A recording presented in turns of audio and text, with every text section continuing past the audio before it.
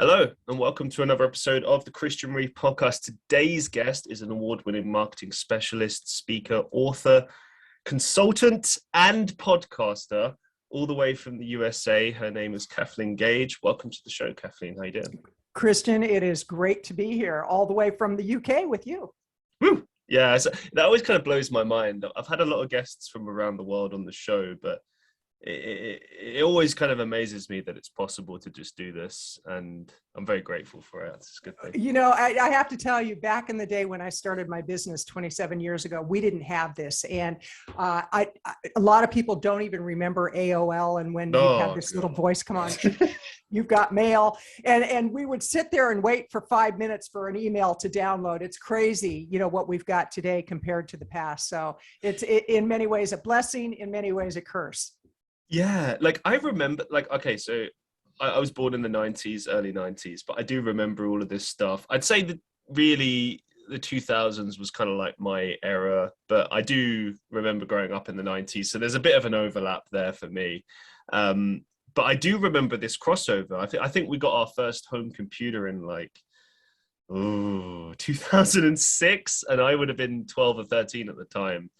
And I think the biggest thing that I remember, which I'm so grateful does not exist anymore, is how slow everything was. Like, people don't realize how lucky they have it now, because even in the 2000s, you know, with all that cutting edge technology coming out and how quickly things were moving, I kid you not, in the very first days of, you know, YouTube and Dailymotion and all those websites, you'd load a video and just sit there for 20 minutes just waiting for it to load. And it used to be, even back then, I remember being frustrated, like, come on, load, come on, and like now, I mean, that's the irony. I get annoyed if something takes longer than 10 seconds to load. It's incredible. Well, you know, actually my very first computer was a PC Junior. If people don't even remember what that was, and that was in 1985 was my first computer. And I actually was born in the early 50s. So it's like, I started in this whole thing with technology when it was very archaic. And I remember as a kid, my dad took me to his place of work. He worked for a savings and loan, and he took me to the computer room, and it was this huge, massive room with these huge, massive computers. They had fans going, and the fans didn't do their job all the time. The computers would get overheated, shut down. And now, with a little device like this, we actually, and I just pulled up my phone for those people listening and not watching, but you can have more power in a phone today than in the 60s when they first started really using computers and technology. It's amazing how quickly things have progressed. I mean, I don't know, like I remember in the late 90s, like my very first phone was a Nokia 3410. Oh yeah. Which is the infamous Indestructible Phone. And the funny thing about that is I remember I got it at 10 years old, which, what do you need a phone at 10 years old for? But okay, whatever. I had this phone, and I was really excited. Oh my God, my first phone. Oh yeah. And then it quickly dawned on me that, I mean, it'd be different now. If I was 10 and I got like an iPhone, that'd be amazing, right? But back then, Nokia 3410, yeah, I had my mum's number, my nan's number, and then that's it. What? And that was all you needed. And snake game. It's crazy. That's it. You know, people, it's so funny because I didn't realize we were going to go in this direction on the conversation. I love it because you're reminding me of when I was growing up, we had what was called party lines, where you'd have a phone line and several people could listen in at the same time, and you'd have to schedule with the people on your party line. Okay, we get the phone from 5 to 5:30, 5:30 to 6. And, you know, we actually had a dial-up phone, and I saw a video recently where they gave these kids a dial-up phone, and they didn't know how to dial a number. They were looking at it like, well, what do we do with it? And, the phones were on the wall. So we've come a long ways. And again, you know, in many ways that's a blessing, but I think in a lot of ways, it's kind of disassociated us from having conversations with people, and really, like at the dinner table, if people even sit down to have dinner nowadays, a lot of people, they're sitting on their phones looking at they're looking at how much they're loved on social media rather than how much they're loved at home. unacceptable. If I'm ever with anyone and I see you on your phone, I might swear at you. I don't know. It depends how I feel, but I will probably just get up and leave, because that's the biggest thing. And here's the weird thing about that as well. My generation, I think I'm a millennial. I don't know. I get really confused. I think we'll say I'm a millennial.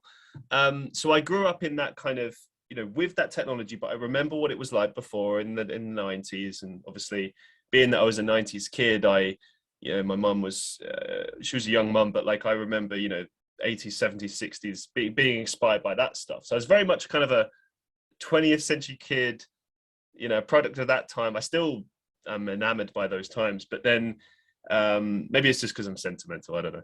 But going into the 2000s, obviously that was interesting and exciting, but at the same time, I don't know. I've always been and still am amazed by the past, and now things don't really.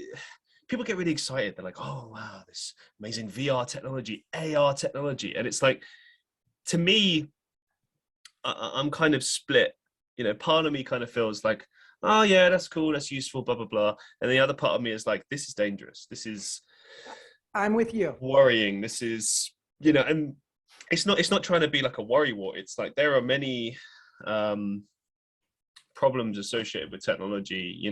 There's as many good things as there are about technology. There's bad things. And I just wanted to bring this up, by the way. This is with what you were saying about how people don't understand how things work. So like the younger generation, I kind of forgive that, if they've never seen, for example, they don't know what dial-up is, then that's fair enough. Right. They just don't know what that is. It's the same as my generation. We don't know maybe as much about what people grew up with in, say, in your generation. You know what I mean? It's right.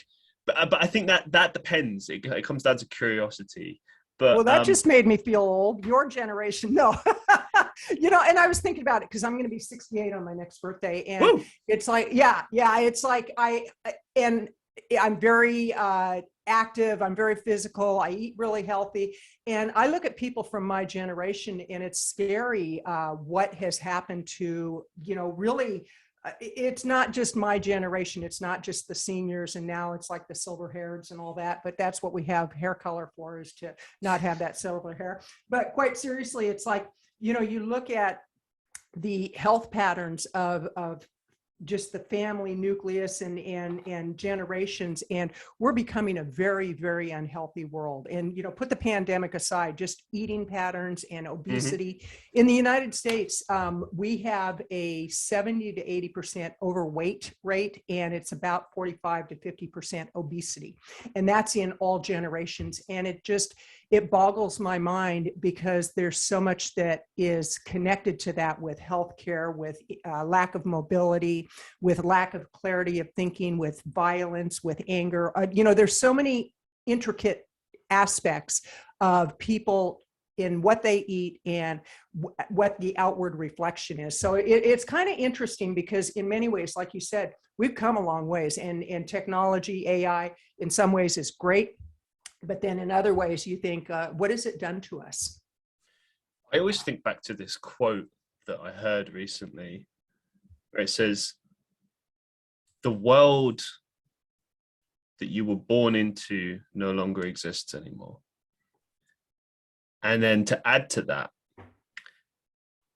your parents, this is what people don't always think about. Like, and don't get me wrong, I'm not counting people that have like really hard home lives, because that's different. But when you've got like an upbringing where, your parents did their best, but maybe they could have done better, blah, blah, blah, right? The key thing you have to always remember is that they're going based on what their parents told them, as well as what they've learned up until the point that they have you. But all you have at your disposal is what you already know and the information given to you at that particular time. Right. And like, for example, I've had conversations with my mum about what it was like, when she was a mum, fresh mum in the 90s, and like what the advice then from a medical perspective was versus what it is now. It's worlds apart. And I guess the overarching point that I'm trying to make is that, things, especially now, shift so quickly that I think the biggest thing that we can do, anyone, any age can do, is learn to adapt as best you can. Right. Because I think it's more to do with that. I've met people of all ages throughout my life, and the biggest pattern I've noticed is the ones that do better are the ones who know how to adapt. And that has nothing to do with age. It's to do with not being resistant to change.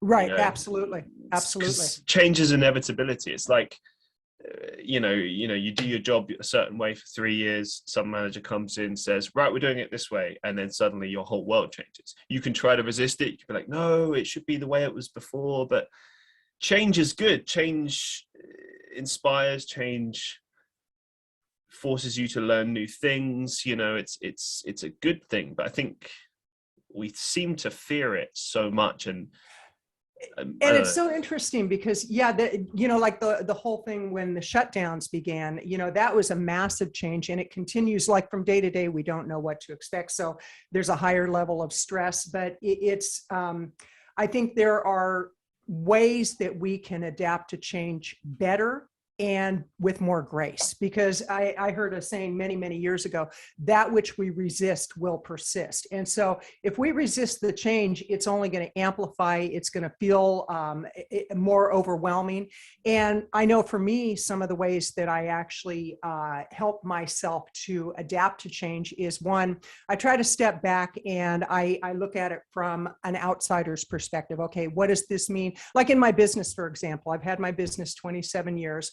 And I'm a keynote speaker. And when the pandemic hit, that literally wiped out that side of my business. And that was about 80% of my revenue stream, whether it was for a $20,000 keynote speech, or it was for a free presentation where I could sell product on the back end and make $100,000. I mean, I literally played at that level. And the pandemic hit, and all of a sudden it got wiped out. And do you think I liked it? It was frightening. No. I was, I wanted to go to bed, pull the covers over my head and not get up for a year. And I went through a period of like, oh my gosh, how could this have happened? What did I do wrong? And I started blaming myself. And it was like, wait a minute, this is happening to everybody. So don't be so self-righteous and so self-centered that you think you're the only one it's impacting. So what I did is I stepped back, and I hooked in with people that are colleagues, friends, and we were all going through the same thing. And we actually started mastermind groups of like, okay, what can we do to get to the other side of this? And I actually, in the last 2 years, have retooled my business. We're in the process of doing a whole rebranding in the coming year. And I had to accept the fact that it was not going back the way it was. And a lot of people, they say, I can't wait till it gets back to normal. And it's like, what's normal?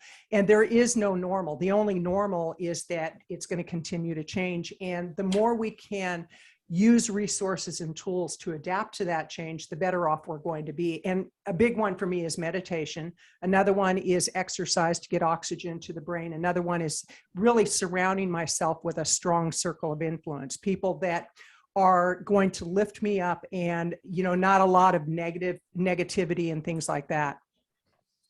So you mentioned this kind of major shift with your business. Are you now kind of doing like one-to-one sessions, or maybe like the same sort of thing, but instead of doing keynote speeches in front of big groups, maybe you're charging for Zoom calls? I don't know. Sorry to put it in such a rudimentary way, but that's a great question, Christian. And actually, I've been in digital marketing for about 20 years. I was an early adapter. So it's not as if it was so foreign to me, but it was the industry. I made a real conscious choice to change to the vegan industry because I am vegan. And so I've put my effort into that. We just recently launched a summit. It was called Vegan Visibility Summit. And I brought in 11 marketers within the vegan industry. They all had to be vegan to participate in this.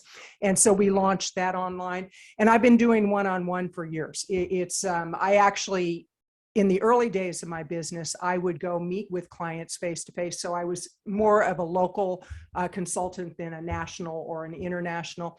And it all evolved over the years. So really with a lot of it, it was just changing the playground rather than the way that I did business, as far as like, I do one-on-one, I do keynotes, I do summits, I'm an author 20 times over, I do book launches. So really it was stepping back and saying, okay, what is no longer applicable, letting go of that, and then saying, okay, out of what I have, what are the resources I can use, and where do I want to take things? So in many ways, I've scaled back rather than add to. Okay. Let's take it back. I'd like to kind of explore how you got, because obviously that's probably the best way to describe you now, is it would be like an entrepreneur, business owner, as far as like an all-encompassing term that, takes into account everything. But you mentioned you got over 27 years experience. So where did it all kind of begin with you? What was your kind of first position? Was it just starting out in straightforward marketing, or like where did you start, and like talk us through that journey of where you began to sort of where you are now?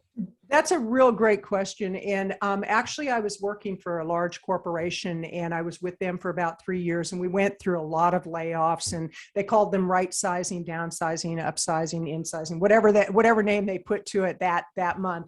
But it was a very unstable situation. And so during one of the periods where they were going to have a layoff, one of the directors actually told me, we're going to be doing a layoff and we need some numbers. Because she knew that I was pretty discontent with the fact that it was never secure. And she said, would you like to be one of the people we lay off? And she goes, we'll give you a severance package. And I'm like, okay. And so it was in 1994. Yeah. I mean, she was such a support to what I really wanted to do with my life. And I had the vision of starting a business and being a motivational speaker. Had no clue what that meant, other than I saw Tony Robbins back about 35 years ago. So he was one of my early influences. Went through his 30-day program, went through his unlimited weekend program. And so there were early influences on me wanting to be a speaker. But I had a director at the company who, this man, he was kind of an obstacle to everybody who worked there. And he goes, oh, you'll never be a speaker. He goes, you'll never make it. He goes, who do you think you are? And it was just one of those people that I think they're a mirror of our self-doubt, and we get to walk through it and say, is that really true, or is it not true? And here's what I need to do. So when we had the layoff, I actually, I got a DBA, started my business, had no clue what I was doing, and was fortunate enough to have a friend who introduced me to a seminar company, and I got a contract with a national seminar company, and they liked what I did. And for 4 years, I was contracted with them and traveled all over the US. I went to the UK once, Ireland. I went to Canada quite a bit. And so in a 4-year period, I got about 20 years worth of experience. When I was tired of being a road warrior, because literally from day to day, I didn't know what city or what state I was in. And when I was ready to move on, I actually made a decision to leave the company, left on very good terms, and I started working in my local market, working with municipalities, state agencies, and then federal agencies on how to motivate your staff, because I did a lot of motivational speaking with this company. So it's kind of like a lot of it just evolved as opportunities presented themselves, but I also created a lot of that opportunity. I was not one to just sit back and wait for things to come to me. I would pick up the phone, I'd call people, I would go to a lot of networking meetings, and trust me, I made a lot of mistakes as far as like really missing the beam with where I was going. So I've actually looked through some of the early documentation of things I did in my business, and like putting proposals together, for example. I may have put 50 proposals together to get one, and now I can put one together and get the job, where, a lot of it was just trial and error. And the greatest lesson I learned, Christian, in the time I've been in business is surround myself with people who know more than I do. Pay mentors to teach me, hire coaches. And so many years ago, I actually started investing in some very high level coaches, made all the difference in the world, because I had this fear like, ooh, I can't invest that kind of money. Like one coach, literally in about a 2-year period, I invested about $100,000 in her, more than made my money back. And that was a huge leap, because coming from a place where it was like, I didn't know if I was going to make enough money to pay the bills from month to month, and then going to a level of I'm making that kind of an investment. But it was a well thought out process. I didn't just jump into it. And the mistake I see a lot of people make is they'll buy program after program after program. They hire people and they don't do the work. And they think by buying a program, that's all it's going to take. But you got to open it up and dig into it. I've got to ask you this question. And I'm just going to say it to my audience as well. I don't normally ask questions like this because normally all my questions just center around what I think people might want to hear, or no, not so much that, but what I think makes sense. Like, what would everyone want to know? What are the best things to ask this person, etc., etc. And I'm always working on that naturally. But this actually comes from a personal point because I'm kind of looking at how I'm going to grow my own personal brand moving forward, etc. So I got to know, how do you learn to like trust people to do the job the way you need and want it to be done? Like, how do you do that? You know what? When I figure out that answer, no. One way, first of all, is to observe what they're doing. Do they walk the talk? And for example, let's say you have a fitness coach who is 100 pounds overweight and they're teaching you how to be fit. There's kind of a disconnect there. Or if you have a coach who supposedly is a mindset coach, but on every coaching call you have, or you hear them online, they're being real negative. There's a disconnect there. So really, I would say observe first, and then talk to people that they've worked with, and really, take the time to do your due diligence. Another thing is to see if they really do have a track record. For example, one of the services I offer in my company is I work with experts who want to get on podcast shows, and primarily in the vegan and plant-based space. And if anybody goes to my website and they go to my media page, they're going to see hundreds of interviews that I've done. So they know that I know what I'm doing, rather than I did one interview and now I'm an expert. And I think that's the challenge we deal with today, is that you can create a persona online that may not really be a true persona. And so do your homework, talk to other people, talk to more than one person, because one person can't give you a complete picture. And if you continue to hear good things about somebody, chances are that they would be a good person to tap into. But don't go into a situation blindly, and be willing to do the work. The thing that frustrates me more than anything is when somebody hires a coach, the coach gives a recommendation and then they push back. And I had a woman who paid me a lot of money to coach her. And every time I would make a recommendation, she would push back and she just wouldn't do the work. And finally, it came time for her to resign. I said, I can't let you resign. I said, you haven't done the work. And it was a lot of money. I just wasn't willing to do that. And so you have to be willing to get the information, and you have to be willing to do the work. But you also have to go with your gut, because somebody can present a good persona, but your gut's just saying, no, something's not right. And you want to follow that, and don't follow blindly. I know that some people will follow a coach to the edge of a cliff and jump off the cliff. And it's like, you have to use common sense too. I want to add to this as well. It's on a slightly different point, but it's on the point of trust in your gut. I've begun to have some brands reach out to me recently, and it's exciting for me because it's the first time that it's happened. I've been doing all this content creating stuff seriously for the past 2 years, and it's starting to make leaps and bounds, but it's taking time. Right. And, naturally, once you start hitting certain numbers, people start reaching out to you. And a few of them reached out to me, and I'm very meticulous with this stuff. If I see that there's bad reviews, like there was one app that reached out to me that was pretty much everyone was like, this app sucks, don't download this app. And like a few people were like, oh, but there's like pretty designs. And I was like, I can't support this. But then this big brand reached out to me, and this happened today. They finally got back to me. And here's just a quick thing about marketing and sales for anyone out there. If you're in that industry and you're doing freelancing like I am. So, I do a lot of work with companies providing like SEO, copywriting, that kind of thing. And naturally, I mean, you'll know all about this, but for those who are listening who don't know, when you're working with a client, especially several clients, it's like tennis. You're going back and forth because, you know, they don't like something, they want to tweak something, and that's fine. You have to expect a little bit of that. But a very important thing is the brief. I didn't realize this until I really started getting into the industry, like just how important the brief is, because the brief tells you basically the limitations, the expectations, everything. If it's not in the brief, it does not exist. You know, yes, you can have experience, you can draw off what you already know, but you got to use that like your kind of holy grail, your Bible, like your point of reference. So anyway, this company reached out to me.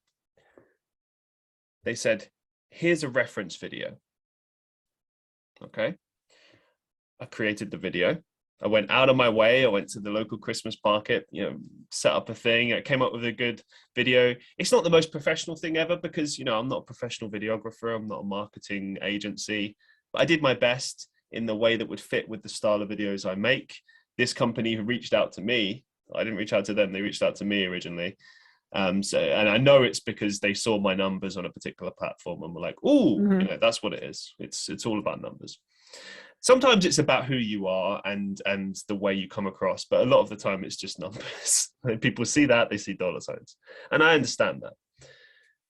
But you know, I work very hard with my ideas and the things that I produce. And when I got the first response back, it was like, "We want you to provide a voiceover." I was like, "Fair enough."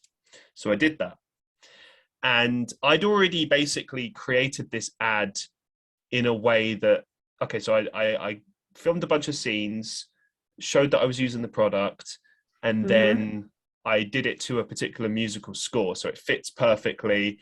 And then even though they asked me to do this voiceover, I managed to still keep the integrity of the advert and the score and the way it was set up and add on this voiceover at a particular point.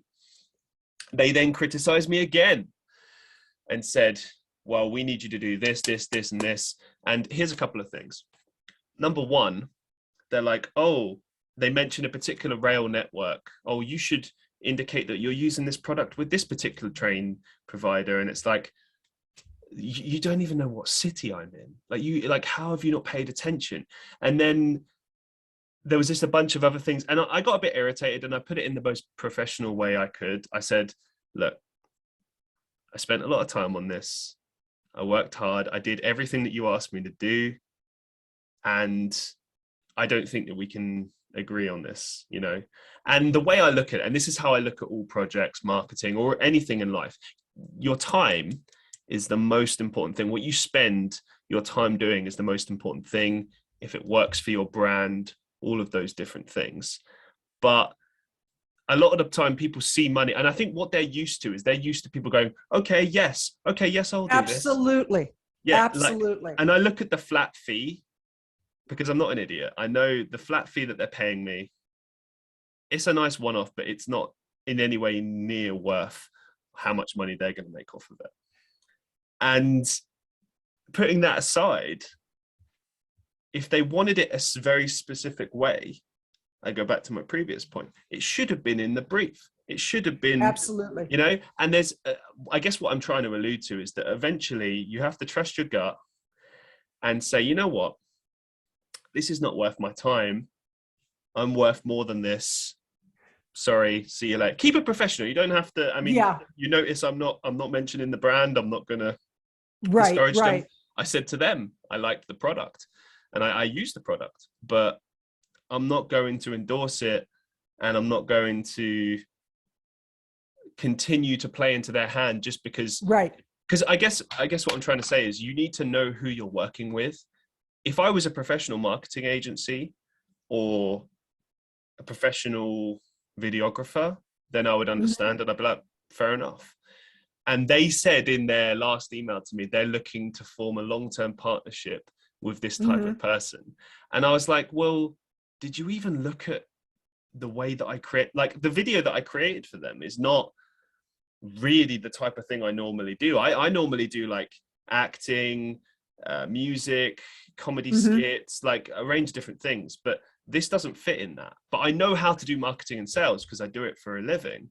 So even the way I did the voiceover, I know how to do that. Right, right. I did everything they expected. And I showed a bunch of people, friends, I showed people that are business professionals. They all said they loved it. They thought it was really good and couldn't understand why this company wouldn't go for it. You know, let me ask you this. Let me ask you, because this is such a great teaching opportunity for everybody that's watching, is what did you learn from it? What can you do differently next time? And this is for the people listening to really consider, like, when you have things like this happen. And, you know, you just reminded me of a situation early on in doing consulting with people. This woman hired me. We agreed upon a price, and I always over deliver. I just, you know, that's part of my DNA. I love to over deliver and surprise clients, and, you know, just do things that they're not expecting and they're very thrilled with. And so with this client, the whole way through, she is telling me what a great job I'm doing. Oh, I love working with you, and on and on and on. This went on for probably about 3-4 months that we were working together. And then all of a sudden it went south. And she said, this is the worst experience I've ever had. You're the worst consultant. I didn't get any value from this. Well, fortunately, I kept the emails, because I went through and I looked at the things she wrote me, and I was like, how did this happen? And seriously, I got blindsided. And she goes, I want my money back.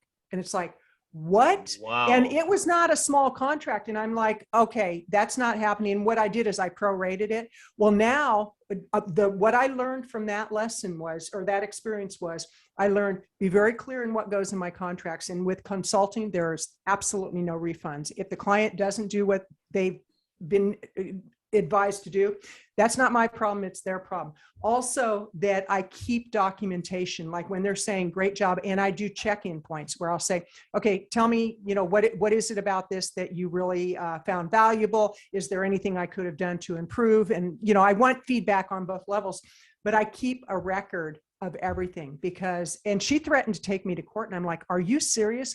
And actually, I started kind of stalking her online to find out, who is this person anyway, with what, and it turns out she had kind of a, if you will, a bipolar personality. One day she was really sweet. The next day she was kind of a vicious woman. And I started blaming myself. I thought I must have done something wrong. And it turns out it had nothing to do with me. It had everything to do with them, or with that woman. So I always look at these opportunities as a real nice opportunity to do things differently the next time. And like you said, put it in the brief, make sure that we're really clear on everything that is deliverable and what's not, et cetera, et cetera. And what happens if there's a dispute. I mean, I even have in my contracts, if there's any kind of dispute, that they pick up the legal fees and they have to sign a contract. And since that time, I've had no problem. Yeah, I totally agree with you. It is about making things clear from the get-go. The reason I brought this up, other than to connect to what you were saying before, is that I've had a lot of instances like this where more recently, and the reason it irritates me is because I'm a very clear person. I leave everything transparently. I say what I can do and what I can't do. And the things that I can't do are, to be honest, because of I just don't have the funds, or I don't have the equipment. That's the reality. And I'm very transparent about that. I'm transparent to my live stream listeners. I'm transparent to businesses. You know, if they need me to do a specific thing and I can't, I say, this is why, you know. But it irritates me when they get in contact with me and then they're like, oh, well, can't you just do this? Can't you just do this? And it's like, well, no, like, did you, you know, okay, for instance, that client before, I don't live in London. I live in Manchester. What are you talking about? And I put that in the email. So this is sounding like a rant, but I'll try and deviate. Sometimes we have to have rants, but, you know, and it's also knowing what our wheelhouse is. I just want to add to this as well. There was another one that reached out to me, similar thing.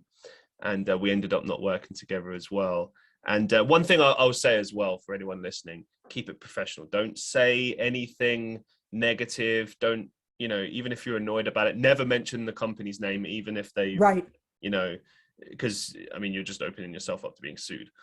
So, you know, you're so right. It is about maintaining a level of professionalism. And always, if And with social media nowadays, there's so many heated discussions and polarizing situations. Like right now, in the States, we have a lot of stuff that's very polarizing about women's rights and all that kind of stuff.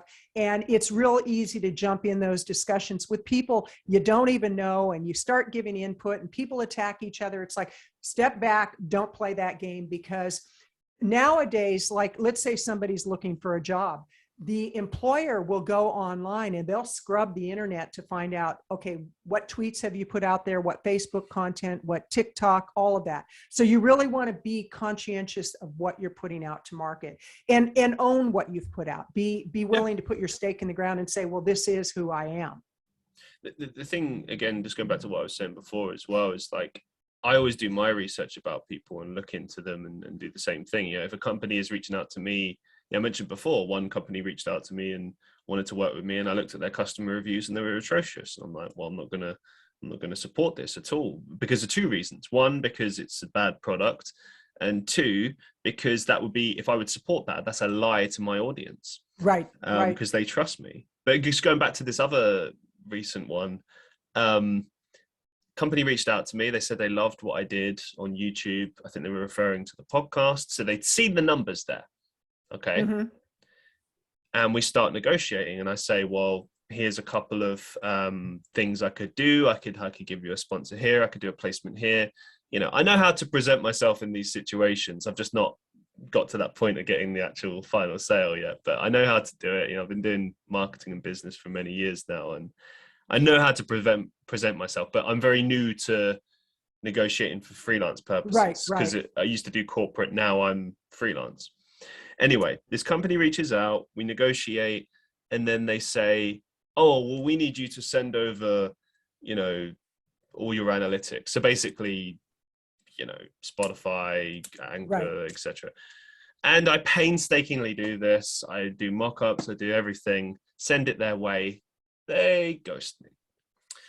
Now, that just makes your company look really unprofessional. Whereas the company that spoke to me today was really professional about it, and they said what they said. I disagreed, but we went off on good terms. That other company did not do that.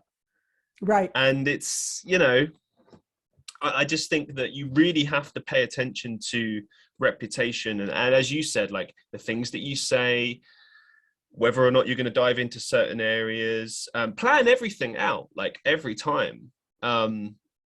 Think before you speak. I mean, it's such a simple concept, but yet so many people but we give such and nowadays people, they're so knee-jerk in their reaction to things that it's like, and I see this a lot, Christian, with being a vegan. I've been vegan for over 3 years now, and people come on and make stupid meat comments, like, oh, I'm having my steak right now, or my hamburger and my cheese, and those are meant to trigger us, because if people knew, what goes on in factory farms, if they really knew and they pulled back, they would not be making those kind of comments. And it's just like, a lot of times people just, they want to poke the bear, so to speak. And it's like, we can either take the bait and engage with them, or just walk away and say, you know what, whatever. It's like, just you do you and I'll do me. I've got a couple of questions related to that, actually. What would you say is the biggest message that the vegan community is aiming to convey to the world right now? Wow. Oh, thank you for that question, first of all. And I think there's two main ones. Health, I'm going to put on the back burner, because that leans more towards plant-based eating. But as far as the whole vegan movement, it really is about the environment. If people would really go into a conversation and have an open mind, they would see that the environment has been directly impacted through the deforestation, the Amazon forest, through factory farming, the amount of methane going into the environment, and also it's about animal cruelty. So the two main messages is that we're all connected. We are sentient beings. And, a lot of people, they say they're so spiritual, they're connected, we're all one. And they say that on the one hand, but on the other hand, they're consuming an animal that's been tortured, had forcibly brought into this world, the way that animals are brought into the world, and then they're stripped away. The baby cows are stripped away from their mother the day they're born, and just horrendous treatment. So I think the big message, and I can't speak for all vegans, but I think the general overriding message is animal compassion and the environment, and that we're literally at the edge of a cliff. If people pay attention to like what's going on with the hurricanes, the floods, the fires, and even people's emotions, because if you go back to the 50s, when that was when food manufacturers first introduced convenience foods and TV dinners, and that's when a lot of the weight gain started happening. I mean, pre-50s, to see somebody who was overweight was kind of a rarity. To see somebody who was obese was truly a rarity. You just didn't see it. Now we've come to accept it, and it's seeped into so many aspects of our life, like the healthcare system, for example. About 5 months ago, I actually had a freak accident. I was at an outdoor event, and one of the tents for one of the vendors, a gust of wind came, and they hadn't secured it properly, and it blew up and hit me in the back of the head, and I literally face planted on the cement, and I broke my wrist. I mean, instantly. Yeah, that was a big oh and ouch. And actually, it was this wrist. I had to get a plate put in it. It's fine now, no problem. But when I went for the initial consultation with the surgeon and then went in for the surgery, I was shocked and appalled. I was shocked and appalled at the number of people that let themselves get to a point. And a lot of it is not even let themselves. A lot of it is that our foods have been manufactured to be addictive. I mean, there's a whole backstory to all of this. But I looked around and I thought, this is sad that people that are younger than me are using walkers, they're using the motorized wheelchairs or the carts, and because they're so overweight that the only solution is to cut into them to give them a new knee or a new hip, and it doesn't have to be that way. And so part of my whole mission is that it really is about raising awareness, one, on the whole vegan movement, and then on the health aspect of it. Thank you for that. Kind of a long answer to a short question, but I'm very passionate about it. I love that. No, I totally relate. I'm exactly the same. I was auditioning for something the other day, and I'd give my standard long-winded answers. I was going to swear there. Sorry. Long-winded answers. No problem for me. You might get booted off of YouTube though.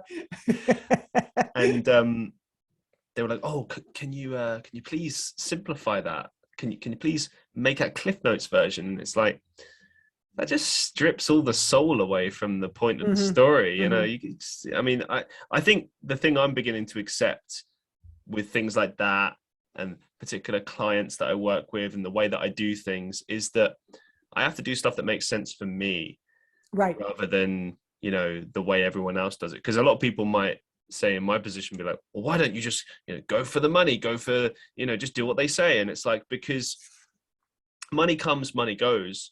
Yeah. But you shouldn't compromise who you are just for the sake of making money, I think. I don't know. Absolutely. And it's interesting because a couple of years ago when I was really thinking of switching some things up in my business, I had a consultant who advised me, and I didn't hire her, but she gave free advice. And she said, "Oh, you're making a huge mistake to be really open about being vegan. It's going to be the death of your business, yada, yada, yada. You need to just stick with what you know." And I was kind of offended because I said, "Well, this is really important to me." She goes, "There's no money in it." Well, it happens to be one of the fastest growing industries, for one thing. And it also really goes back to what you just said, Christian, about being true to who we are. Because for me, what I have found is by being more open about it and really moving my business in that way, now I work almost exclusively with people in that industry, whether it be a food manufacturer, whether it be a consultant, whether it be a nutritionist, whether it be an author. There's so many opportunities, and there's a lot of companies. I actually just interviewed a man who does a platform for vegan investors. The people who are investing their funds, they're not doing IPOs, they're getting pre-IPO, which is initial public offering, to a stock offering. And they're doing the pre-investment with companies that are not going public yet, but they need the investing dollars. So they're marrying the vegan investors with the vegan companies. And he told me the numbers of how much money is in that industry. It's a $30 trillion industry. And I'm like, are you kidding? Get out. And so plenty of opportunity. It's like, I think no matter what we are passionate about, there's a market for it. And part of it is being, like you say, you've used the term transparent, being transparent about who we are.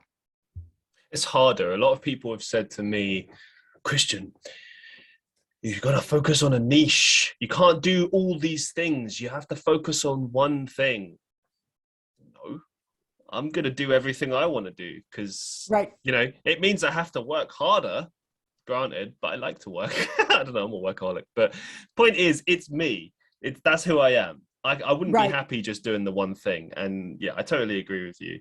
But I just wanted to quickly question. So that consultant that said that to you, I gather, that she's saying, or he or she, sorry, I didn't catch if it was she. It was she. So I get that she thought, oh, maybe it's not a good business move or something. But was she coming at it from the perspective that you would lose money by doing that? Like you would lose customers? Or was it more, that there's just no money in this? I don't really know, but I would say it was a combination of the two. And it's so interesting because it was right before the first big shutdown we had. COVID was just starting to be talked about. So it wasn't even like on anybody's radar by that point. And, and I considered what she said because she's a 7-figure business owner. And I'm like, okay, she might have some say in this and it might be right, but I have to do what's right for me. And then when the pandemic hit and my business started really kind of going south in a lot of ways, at that point, it was 25 years in business. And I'm like, what better opportunity for me to just dig deep and kind of, decide what do I really want to do with my business? Do I want to retire? Because I'm at an age where a lot of people retire, or and I'm like you, I love working. Even if I retired and shut down my business, I'd still be doing a lot of what I'm doing anyway. But it just made sense the further I went into the research that I did. It was, and it's interesting because for a period, I thought I was going to get into being a nutritionist. I actually got a certification from Cornell University on plant-based nutrition. I thought, well, maybe that's the direction I'll go. And then when I really analyzed it, I thought, they need marketing in that industry. They need the skill set that I bring to the experience. And so when we did this summit just about a month ago, it was several months in the workings, but I brought together the top 10 marketers or top 11 marketers within that industry. And I thought, why not have a vegan marketing summit? And it's like, oh, that makes sense. And that literally, because of my decades of experience, that literally put me on the map very quickly because I had the formula and all I had to do was shift the market. So it wasn't like I was a newbie on the block and I had no idea what I was doing. I took a formula that worked in other industries and I transferred it over. So that's why it's been working so well.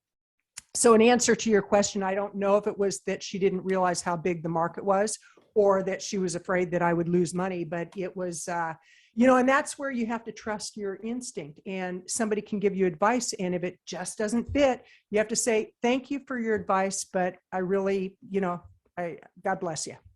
Yeah. And I think it's really important what you said as well. Like she's the owner of a 7-figure business. And most people might look at that and go, oh, well, clearly she must be right then. You have to listen to her. And it's like, yeah, but she's a 7-figure business owner for a particular field that it might have nothing to do or be in any way connected. Yeah, it's like everyone does what makes sense for them. And to be honest, I think it's the same as just giving out advice. I'm careful with giving out advice. I always preface it by saying, this is what I think, this is what I've learned, not this is what you should do. I'm saying this is what I think. I mean, I think there are some things that apply to all of us, but then there are a lot of things that only apply to specific types of people. Absolutely. You know what I mean? It's like, I think if you're going to especially if you're going to give advice to like a friend or a fellow business colleague, you have to give them advice that makes sense for them. You have to know them. I actually, I stopped doing that a long time ago. It's like, because I used to think that had the answers for everybody. And I quickly found out I didn't. And now kind of my rule of thumb is if we have a contract and you're saying, give me advice, I'll give you advice. Otherwise, it's like, you know what, I'm not gonna meddle in your business and you don't meddle in mine. And again, it doesn't matter if it's politics, religion, sexuality, lifestyle, eating habits. And it's always so interesting when people find out, that I've made certain lifestyle choices around my food, and immediately they'll go, oh, I'm sorry, I'm not a vegan. It's like, I don't care. I don't expect you to be, it's like, you do, again, you do you, I'll do me. What would you say are the biggest misconceptions about vegan life? That we don't get enough protein. Number one, hands down, that's the one. And there's actually more protein in beans and legumes and greens than there is in meat. And, that a lot of the hype that we've been fed literally around the kind of protein we need has been funded by the beef manufacturers, by the chicken manufacturers, the dairy manufacturers. There's a lot of money that has gone into the propaganda. And so we don't need as much protein as we've been led to believe. And we do get enough protein as vegans. I have friends that are pro bodybuilders that are vegans.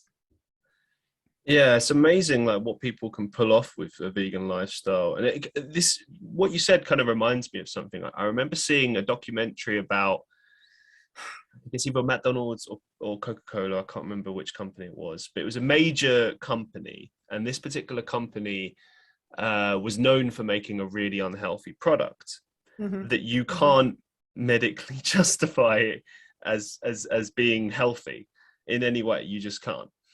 But they employ doctors. This company employs doctors, medical professionals, to create essentially think pieces or articles about these products, saying how they can be used as part of a healthy lifestyle and stuff. And basically they're paying them to lie. Yep. And you are correct. It sounds the same as what you're saying with, okay, you were talking more about propaganda, but like, it's the same principle. It's like they're paying these people to say something negative or to support a product that you can't really support in a particular way. Like, okay, this is a healthy product. No, it's not. You know what I mean? Like, everyone knows Coca-Cola is not healthy, right? We all accept that. But like, still there's that marketing out there that's absolutely fake science. You're 100%. Yeah, you are 100% correct on that. And like when there's a report that comes out that states, that milk does a body good or whatever, the thing that we learned when I went through the Cornell University course is to follow the whole research project and look at where the funding came from. And 99% of the time it's funded by the very people that it's touting the benefits of.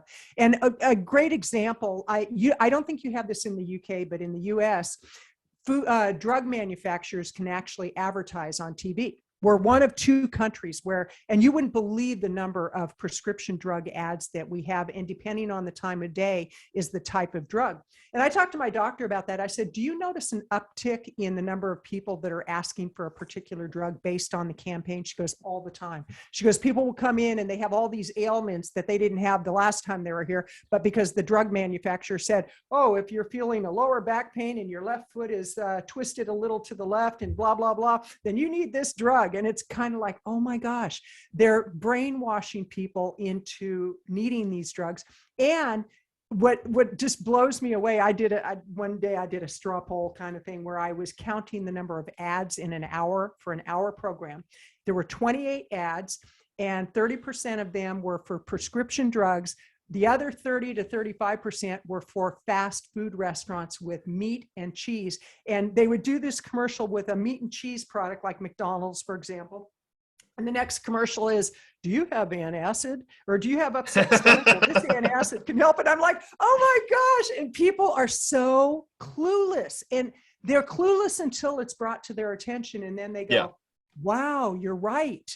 So a lot of it is just doing what we can to raise awareness. Like with what you do, you're raising awareness with all different topics. And with what I do, I'm raising awareness, and to let it fall where it may, just keep doing what we do. And that's why we've been given the gift of gab and the gift of being on podcasts, because I truly believe it is a gift. I don't think everybody has the desire or the capability to do it.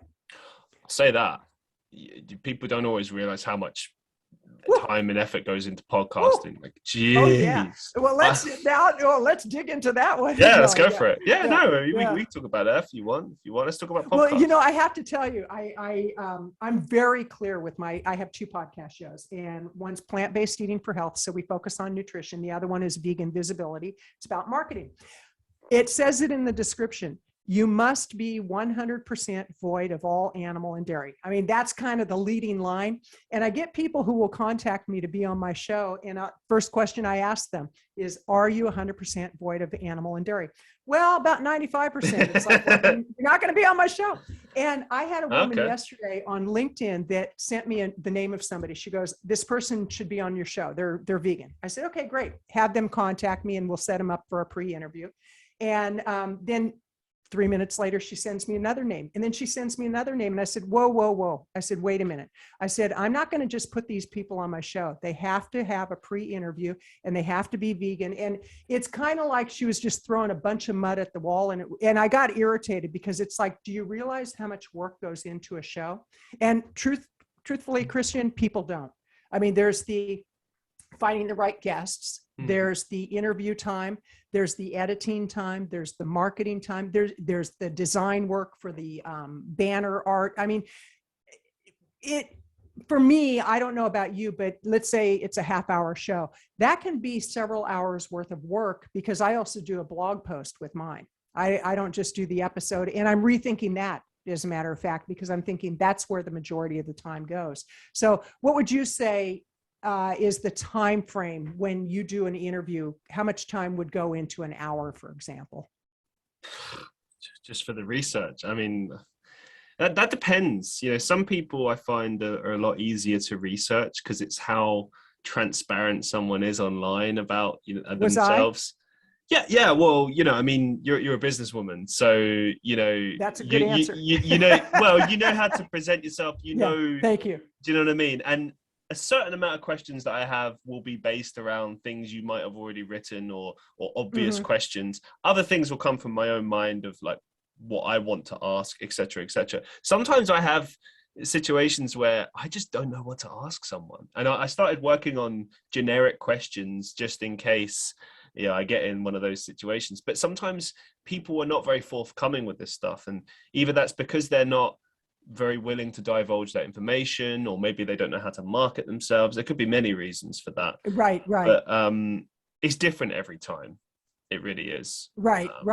Well, you're right about the research because, it's like, for me, it's pretty easy to research the kinds of guests that I have, where in the past, I used to have more of a generic type show, and it was about marketing businesses. And I usually brought people on the show that I was fascinated by because I thought, what would I want to ask this person if I was sitting across from them, having a cup of coffee and just, pick their brain. And those were the kinds of questions I would ask, kind of like what we're doing here. We're having a conversation.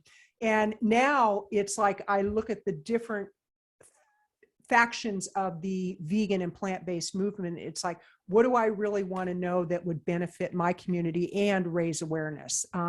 Because that's a big one for me. Is I'm very committed to raising awareness around, especially the kindness to animals and the environment. Those are 2 really huge ones for me. Why do your guests have to be 100% vegan? Like, is that like a morale thing, or is that just because there's like a conflict of interest there? Like, why not have, for instance, like debate type episodes or something like that? I'll go on other people's shows and have that kind of discussion, but for my show, I've branded it that way. So it's really about a branding, and it's about really staying aligned with the whole vegan message. So it really was a conscious choice that I made. And I thought that one through because I actually had somebody who said, well, why don't you bring in somebody who runs a factory farm? And I said, I couldn't have that discussion. I just couldn't have that discussion. But as far as because there's, part of it is to show through proof of conversation that you can be super, super, super healthy by making that lifestyle choice. Like, I interviewed one gentleman, he lost about 160 pounds. He reversed 6 diseases. He was diabetic. He was near blind. They were going to amputate his leg. I mean, the whole 9 yards, all because of his eating patterns, the McDonald's type foods. And he reversed everything with a plant-based vegan diet. And so that's the kind of information I want to bring to people, to show that no matter where you're at in life, you can turn your health around in most cases. I'm not saying 100%, because there's some things that you just can't reverse, but a lot of the diseases that we've come to accept as normal and victim of circumstances kind of diseases, it's through food choices. And for people to understand that in many cases, it's not their fault, because the food manufacturers truly have scientifically designed the food for people to get addicted to it. There's a really good book out called Salt, Sugar, Fat by Michael Moss, and it explains it's shocking, and that's what I think, for me, why it's so important to have it where they're 100% void of animal and dairy.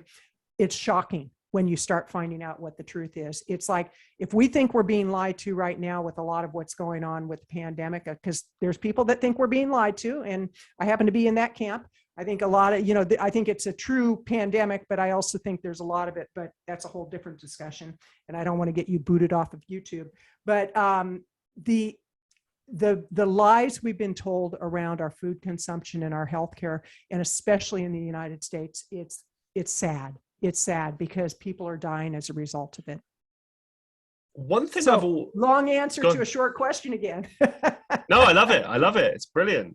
I love episodes like this. I get to sit back. See, this is the thing about me. I like, as much as I can have a conversation and talk and blah, blah, blah, and I love to do that, I love to listen. Like, one thing I learned recently is save all my talking for my live streams in my podcast. I just listen, and it's enjoyable for me. I learn something. I just have to steer the conversation, and sometimes I have to talk more if my guest is maybe that more introverted or something. But yeah, I'm a little introverted, No.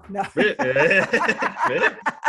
At times I actually am. I live out in a rural community, and there's times I'm quite content not being around people. I just go run near the river. I take my dogs out, and it's like, I've got a little bit of property. We've got horses, chickens, all that. And it's like, there are plenty of occasions where I much prefer to be with my animals than to be around a lot of people. Oh, I totally understand that. I think most of my listeners will agree with that too. Yeah. Yeah. Anyway, one thing I really want to know, because I've had a few vegan people on my show before, and never really got around to asking this question, because I'm trying to kind of gradually, like, I'm more like, I haven't got to the vegetarian or vegan side of things because I'm just poor. That's what it is. I'm getting there. I'm working towards it, and I will do it one day because I love animals. But that's my situation. But who cares? But so it's financial for you, right? It's financial for me, yeah. Okay. But did you know before you ask the question, did you know that it's actually less expensive to eat a whole food plant-based diet than it is to eat a carnivore diet? And it's because what a lot of people do is they buy the processed foods that are vegan. If you ate beans, legumes, salads, vegetables, fruits, and you really like avocados and nuts, it's actually less expensive that way than it is to eat the traditional diet. So your question, I had to pop that in. Maybe I haven't done enough research, but like some of the stuff, I don't know. In the UK, like avocados, for instance, not cheap. Okay. Fair enough. To be fair though, fair enough. It depends on sourcing. It depends on trade costs. There are elements to this that change that. Like, for instance, there might be certain things that are cheaper in America because they're sourced either fair enough closely. For instance, if some of the things are transported from south to north or from Canada to America, etc., that changes things. So, in fairness to your point. But no, what I really want to know is, what are the key kind of differences between being vegetarian and vegan? Now, obviously, I know the obvious ones being like the dietary changes, but one thing I've always wanted to do is kind of transition, and I would generally be happy being a vegetarian, but I know that there's Mhm. some vegans that feel very strongly against that even, and I just wanted to know the difference that's there and get your opinion You on that. know, that's a really good question. And I had that same question early on because I assumed if you were a vegetarian, that meant vegan. And they're apples and oranges. And I say anything that minimizes harm to the planet and the animals is a move in the right direction. Okay. And we have to go at whatever pace works for us. The difference is that vegetarians will consume some dairy and some meat. Like a lot of vegetarians might be pescatarian, where they eat fish, or they might eat chicken, thinking chicken is healthier than beef. I mean, we could do a whole show on the health aspects, but chicken is actually a very dirty meat to eat because of the way that the chickens are raised in most cases. But some vegetarians eat eggs, thinking that, again, that's a healthier choice, when not necessarily, because of the confinement of the chickens, but it has to do with the food choices and a philosophy. When somebody is truly a vegan, it's a philosophy. It's not just a diet. And a lot of people assume that a vegan that's about being on a diet. It's not. It's a philosophy. Plant-based eating, that's more of a diet than it is a philosophy. So it really is the types of foods that somebody will put into their diet. But a couple of really good books that I would recommend, and I think you would enjoy these, Christian. One is called Eat to Live by Dr. Joel Fuhrman. That's Eat to Live by Dr. Joel Fuhrman. It'll give you a real good insight into the health benefits of a plant-based diet, because you can pay now or pay later with your health. I mean, that's the bottom line. Another really good book is The World Peace Diet by Dr. Will Tuttle, and he talks about the energy of what we put into our body, that it doesn't just stop at us getting heart disease and cancers and weight gain. It also goes into our emotions and our spiritual side. And those would be two starting places. A really good book that I just read is Diet for a New America. And I've read dozens of books. I've watched a lot of the documentaries, and sometimes I actually sit there and I'm just like, I'm mortified with what I'm seeing or reading, because it's like, how could I have been so blind? And I've worked in the pet industry. I had quite a few clients that were in the pet industry. And here, on the one hand, I do animal rescue. I work in the pet industry, and I talk about care for animals, and I was consuming animals. And the day that hit me, I mean, it just like this overwhelming feeling of sadness hit me, like, oh my gosh, all that time I was so out of alignment. And so I think, Christian, the bottom line for anything we do in life, whether it's about our eating, whether it's our spiritual practices, whether it's the way we treat people, how we run a business, it's about how aligned are we with what we say is true, and are we truly walking the talk? What would you say are the biggest or most important things that the vegan life has taught you? Compassion. I truly compassion for animals, and how wrong I was for so many years. I mean, I feel like just a sense of sadness right now as I share that, because I love animals and I rescue animals. And as I've learned the truth, I used to be one of those, don't show me. I don't want to see I don't want to see what's really going on, because if I know the truth, then I have to do something about it. And so for me, the greatest thing I've learned is true, deep compassion, and how truly connected we are to not just other people, but to animals. And one of the reasons we have so much anger and violence and chaos in the world today is because people are consuming that when they eat animal products. I mean, you can't avoid that. Thanks for sharing. Let's talk a bit about your sort of experiences as a keynote speaker and public speaker. So what would you say your favorite experiences as a public speaker? The favorite thing is just the connection to an audience, because there's something really exciting about being in front of an audience, and with the words you speak and the passion you have, you kind of move the audience along to a roller coaster of emotions. It's like, and having an impact on people in a way that you don't even know that you're having. Like, it could be years later, somebody reaches out to you and says, I heard you at the IBPSA conference, and when you said such and such, whatever it was, I said, this is the impact it had. And it's like, oh my gosh. I would say that I can't really think of too many bad experiences I had. I did have one bad experience where I was hired to speak to a boys and girls club, supposedly. Well, it turns out I was speaking to a group of very, very, very, very, very, very wealthy people. They drove up in limousines, had furs on, and like the old money from this particular area in our country.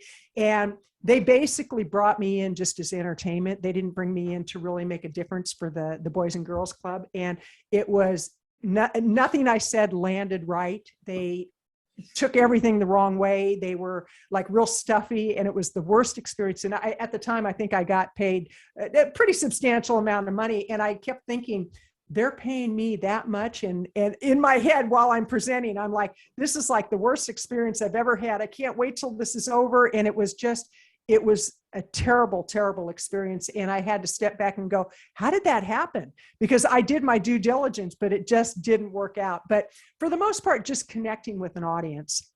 Did they give you any sort of feedback afterwards? Did they say like, that was terrible? They actually thought I was on stage cussing and everything. I mean, and I said, did you videotape this? And they said, yes. I said, do me a favor and play it back and tell me where I said those things, because I did not say that. I was telling a story about when my dad had a heart attack and he was in the hospital, and there's a whole story around, he was in a coma for 4 weeks. And when he came out of the coma, some of the things that he said, nothing pornographic at all, nothing. I mean, it was all about loving his family and this and that.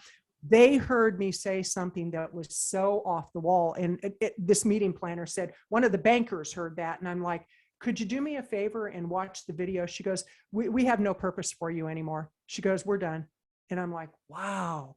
I mean, it was just, I was devastated, and I was ready to give up being a speaker because of it. And wow. This is another thing I've learned, Christian. One bad experience does not define who you are. I mean, if you're in business long enough, if you do enough podcast shows, if you do enough speaking engagements, if you write enough blog posts, there's going to be times that you might miss the mark. And you might get feedback from people that it hurts your feelings. And it hits you to the core. That doesn't define who you are. It's really stepping back and just saying, okay, what can I learn from that? And did I really have a part in that going south? I needed to hear that. Thank you. You're welcome. I'm sure many of my listeners needed to hear that too. What advice could you give to aspiring public speakers? Well, one is to know the difference between a public speaker and a professional speaker. A public speaker is somebody who goes out and they speak at church, or they speak to their Rotary Club, or whomever they speak, and they may not get paid. And that's a very honorable thing to do. I mean, I've been a public speaker for years. A professional speaker is somebody who actually gets paid to speak. And there's the distinction.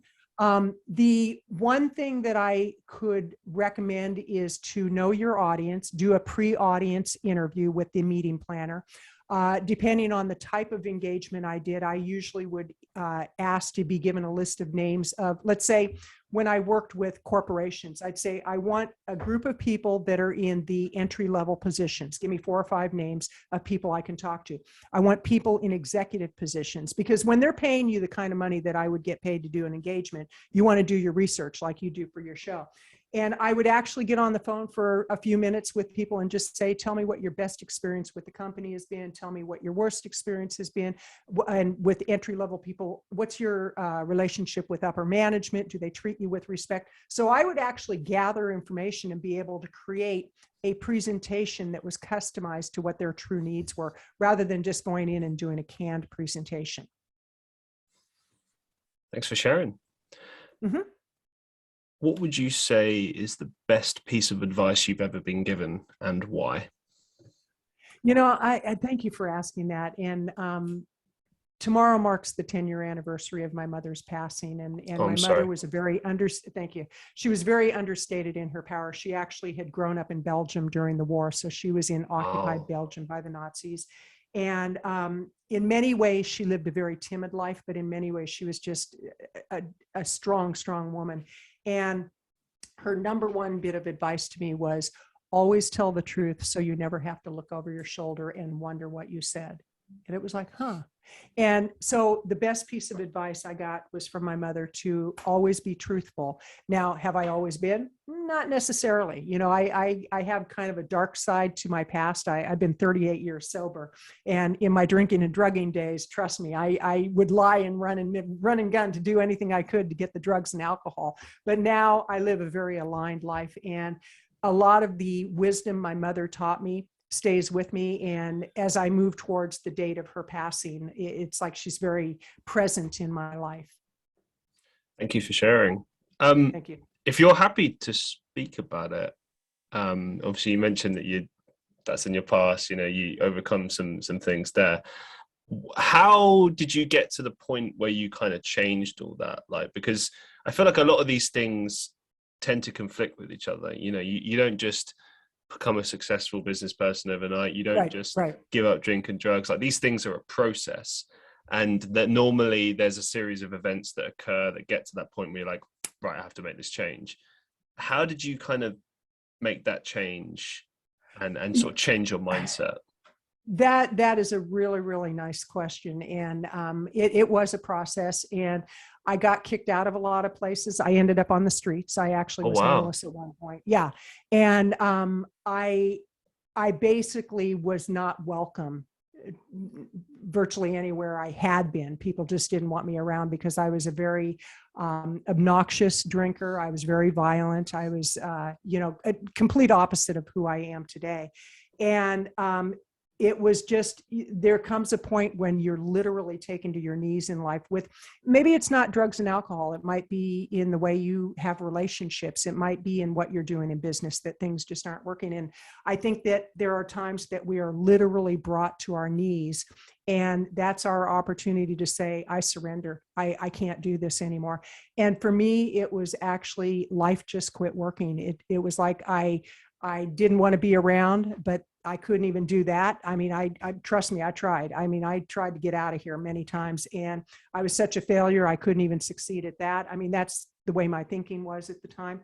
And it was like, okay, this is where I'm at in life. I can't keep living like this. And it was kind of getting to a point of being sick and tired of being sick and tired.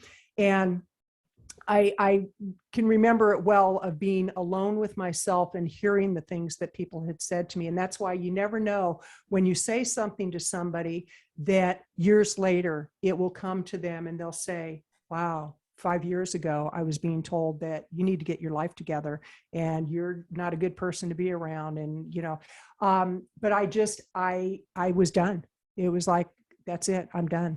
And was it easy? No, not at all. I mean, when your whole life is ingrained in drugs and alcohol and the kind of people that you hang around with when you do that, and the behaviors that you have, it's about going through a complete 360 in your life. Thank you so much for sharing. It's amazing to hear. I know exactly where you're coming from. I don't know what it is about the past 2 or 3 years. Maybe I just have a lot of time to think, but same exact thing. I think a lot about my previous relationship, and my ex-girlfriend was a very, very smart woman, is a smart woman, sorry. And every now and again, like, something she says or said will come back to me. And there was something, I remember we were having an argument one time, and she kind of just stopped me and just said, like, this is your life right now. Is this what you want your life to be? This is your life right now. And I didn't really gauge at the time, which it hit me at the time, but then years later I look at it and I'm like, it's like she's trying to wake me up, stop being in that kind of headspace that I was in. Right. And I feel like it's only in the past couple of years that I've really I've changed my mindset. I used to be a negative person years ago, and now I'm a positive person. And same thing for me, it was a process. I've made mistakes. I've hurt people. I've said the wrong things, done the wrong things. And eventually you get to the point where you start doing the right things. You start making the right decisions and, doing your best, I think. Yeah, and I think when we get to a point that it's more painful to keep doing what we're doing than to make the change, because again, like we started our conversation about change, that people don't want to change, but change is a part of life. And it's the same with, as I look at the day-to-day choices around how I take care of myself, that exercise is really important. Meditation is important. Yoga is important. And there are days that I don't feel like going out on a run when it's 35 degrees out. And I'm like, okay, I don't know what that would be in Celsius, but it's pretty darn cold. And there's that part of me saying, okay, just for today, I won't do it. It's like, today is your life. This is it right here. And the decisions you make today create what's going to happen tomorrow. And so as I look at what the alternative is for me, like choosing not to drink, my life, a lot of people, when they go into recovery, they say, if I drink, I die. If I drink, I die. And I used to say, I would be so lucky. I'm going to live, and I'm going to live in a hell. And I don't want to live in that hell, because it's like, that is just a real dark place to be. And so it's the same with the lifestyle choices around food and exercise, that I see the people who have not made that decision, and I see how they're living. I see the disease they have. And it's always kind of refreshing. Like when I broke my wrist and I went to have the surgery done, the surgeon goes, you're one of the healthiest people that I've ever seen. And it's like, thank you. And yet a lot of doctors are not taught about nutrition. So a lot of doctors don't even know how to advise their patients, and patients have given their power away to the medical profession. So I think really what it is, Christian, is looking at the life that we choose to have. What, in a perfect world, how would our life be? And, put the money aside and put all the externals aside, but what's the feeling we would have? What kind of relationships would we have? How would we feel about ourselves? And based on that, what are the decisions and the actions we need to take on a daily basis? And again, I don't think anybody does it perfectly, because, there's times that I definitely don't do it perfectly. And other times I do it pretty darn good, but it's just really making conscious choices around the actions we take. For sharing. And it could be like in business too. Okay. If I know that when I pick up the phone and I call people, and if I call 4 people and I usually get a contract, one of those people is going to give me a contract. And I just called to have a conversation. Wouldn't it make sense if business was slow that I might pick up the phone just to have a conversation? But, so it's the same in business. I mean, people have the strategy, or like running a podcast show. There's consistency that's involved in it. And if we go 30 days without putting an episode up, we're going to lose some of our listenership. So it's that consistency, even if we're busy and it's like 10 o'clock at night and we know that we need to drop the episode the next day, we better stay up and get it done, or manage our time better. So a lot of it is being more empowered in the choices we make, and quit blaming other people, and quit blaming, this, that, and the other for why things are the way they are, and just strip away the things that we don't need to be doing. Completely agree with you. What's the biggest life lesson that you've learned so far? Wow.